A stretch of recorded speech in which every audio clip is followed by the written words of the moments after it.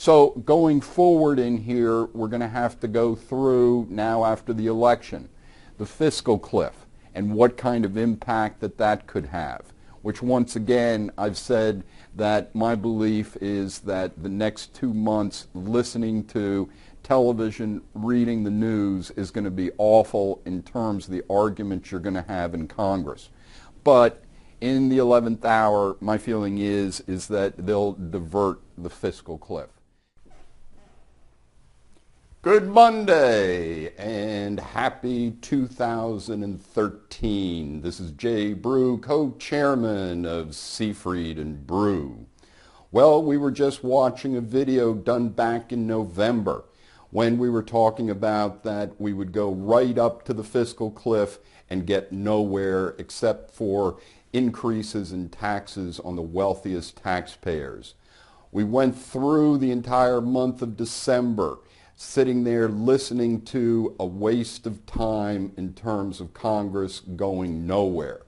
And what kind of impact did it have on the markets? So when we look at that overall impact, we saw the 10-year Treasury in here moving up to a 193, up 20-some basis points almost. When we think about that, where are we going to? Did this have anything to do with the fiscal cliff? My feeling is it had no impact whatsoever on interest rates. The overall impact was based on fear in the markets, reading the Fed's most recent minutes, seeing the discourse among Fed members in terms of the size of the mortgage-backed buying, how long it should be going on. So this is what basically scared the markets, moving the 10-year up. Well, did we have that kind of impact on the mortgage market, which we've talked about before, that my feeling is that the mortgage-backed market is a bubble waiting to happen? Well, we look at the 15-year MBS up a total of 15 basis points on the 20-year MBS and only 9 basis points on the 30-year MBS. So not as much as what we saw in terms of Treasury rates. So when we look at it, the impact overall was minor, but we had some other changes because, as we've been talking about, getting a 122 yield on 15-year MBS, in my mind, makes no sense at all, especially with any kind of fear that interest rates may head up in the future. So when we look at going into the taxable muni market and the tax-free muni market, compare that yield to an overall 260 in terms of taxable municipals. But what has happened since year end is that tax-exempt municipals have moved up at a faster rate, where taxables only 5 basis points. Look at this in terms of 49 basis points increase on 10-year bank qualified tax-frees.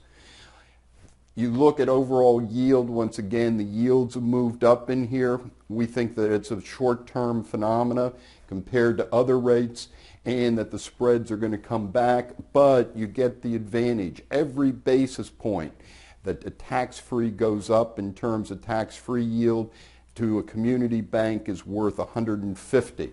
So that's why we've had a big move up in spreads, getting a yield that is now higher by 32 basis points than taxable municipals. So when you look at that, we think that this is an attractive area of the market. It has the same extension risk as a 15-year mortgage back.